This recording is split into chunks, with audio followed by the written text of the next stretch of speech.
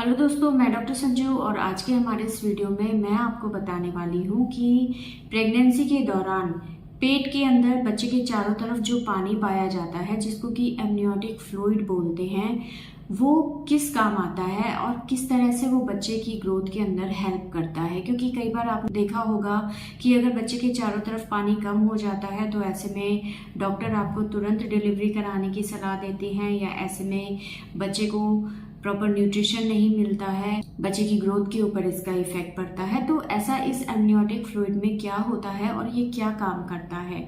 तो देखिए, प्रेगनेंसी के दौरान पेट के अंदर लगभग 1.5 महीने के आसपास से बच्चे के चारों तरफ एक पानी जैसा लिक्विड बनने लग जाता है, पानी जैसा एक तरल पदार्थ बनने लग जाता है, और इसकी जो मात्रा होती है वो धीरे धीरे बढ़ती चली जाती है। लगभग 34-35 हफ्ते तक ये जो एमनियोटिक फ्लूइड होता है ये अपने मैक्सिमम अमाउंट में होता है, यानी कि उस दौरान तक इसकी जो मात्रा होती है लगभग 34 से 36 हफ्तों के बीच में इसकी मात्रा लगभग 800 ml से 1 लीटर तक हो सकती है। और 36वें हफ्ते के बाद से धीरे धीरे इसकी जो मात्रा है वो कम होती चली जाती है।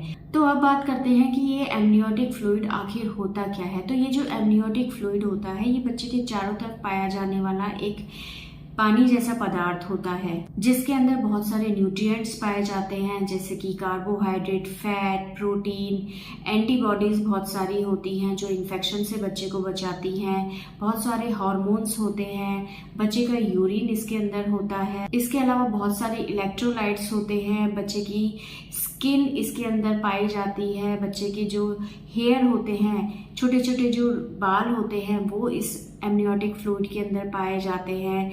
इस एमनियोटिक फ्लूइड को बच्चा पीता है और इसको पेशाब के रूप में बाहर निकाल देता है, और ये प्रोसेस चलता रहता है जिससे बच्चे का जो डाइजेशन है वो स्ट्रांग बनता है, उसके लंग्स का डेवलपमेंट अच्छे से होता है, और भी बहुत सारी चीज़ें इसकी वजह से होती हैं। और ये जो एमनियोटिक फ्लूइड होता है ये बिल्कुल पानी जैसा होता है या हल्के पीले रंग का हो सकता है, इसके अंदर किसी तरह की स्मेल नहीं आती है।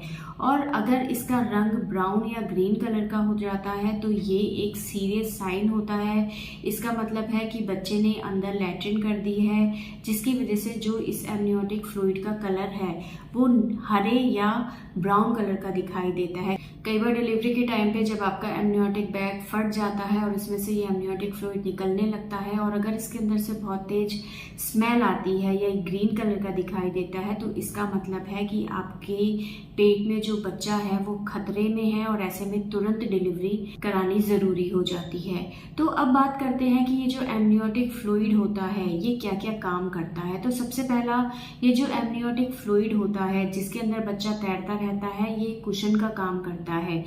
जिससे क्या होता है, बाहर से अगर कोई भी झटका एकदम से पेट पे लगता है, या आप बहुत तेज छींकती हैं या खांसती है, या बाई चांस कोई गर्भवती महिला एकदम से गिर जाती है, तो इन चीज़ों का इफेक्ट बच्चे तक नहीं पहुंचता है, क्योंकि बच्चा पानी से चारों तरफ से घिरा हुआ रहता है, तो इससे उसको कोई चोट नहीं लगती है।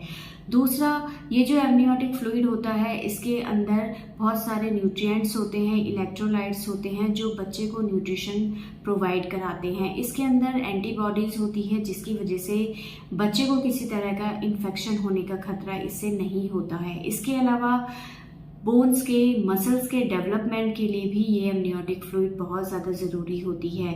बच्चे की बोन्स अच्छे से ग्रो हो पाए, बच्चे के मसल्स को, बोन्स को ग्रो होने के लिए स्पेस मिल पाए, उसके लिए ये एमनियोटिक फ्लूइड का होना सही मात्रा में बहुत ज़्यादा ज़रूरी है।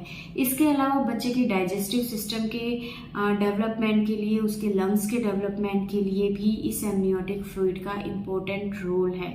इसके अलावा जो नाल होती है जो माँ से बच्चे के अंदर ब्लड को लेके जाती है, उसको भी दबने से बचाने के लिए इस एमनियोटिक फ्लूइड का होना बहुत ज़्यादा ज़रूरी है। क्योंकि कई बार क्या होता है, अगर ये एमनियोटिक फ्लूइड कम हो जाता है तो ऐसे में क्या होता है, जो नाल है वो बच्चेदानी और बच्चे के बीच में आके दब सकती है, जिससे उसके अंदर जो ब्लड सर्कुलेशन हो रहा है उसमें रुकावट आने लगती है, और इससे बच्चे को न्यूट्रिशन नहीं मिलता, जिससे उसकी ग्रोथ के ऊपर इफेक्ट पड़ता है।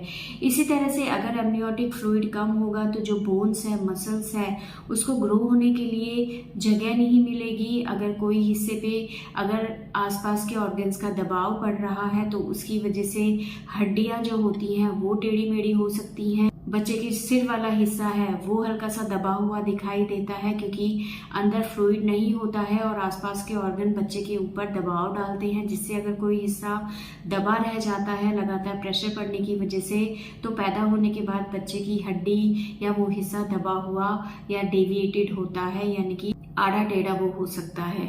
इसके अलावा इस एमनियोटिक फ्लूइड की वजह से जो बच्चे की बॉडी का टेम्परेचर है वो भी मेंटेन रहता है। तो इस तरह से बहुत सारे इंपॉर्टेंट फंक्शंस होते हैं जो कि इस एमनियोटिक फ्लूइड की वजह से होते हैं, और इसका एक नॉर्मल क्वांटिटी में होना बहुत ज़्यादा ज़रूरी है। अगर ये एमनियोटिक फ्लूइड ज़रूरत से ज़्यादा बनता है तो ये भी प्रॉब्लम आपको कर सकता है, आपके होने वाले बच्चे को कर सकता है। और अगर इसकी मात्रा नॉर्मल से कम होती चली जाती है तो ये भी बच्चे के ऊपर एक नेगेटिव इफेक्ट डालता है। तो इस एमनियोटिक फ्लूइड का एक नॉर्मल अमाउंट में रहना बहुत ज़्यादा ज़रूरी है। अगर ये कम ज़्यादा बनता है तो इसकी वजह से आपको और आपके होने वाले बच्चे को बहुत सारे कॉम्प्लिकेशन हो सकते हैं। तो अब आपको समझ आ गया होगा कि ये एमनियोटिक फ्लूइड कितना ज़रूरी होता है आपकी नॉर्मल हेल्दी प्रेगनेंसी को बनाए रखने के लिए और बच्चे के नॉर्मल डेवलपमेंट के लिए।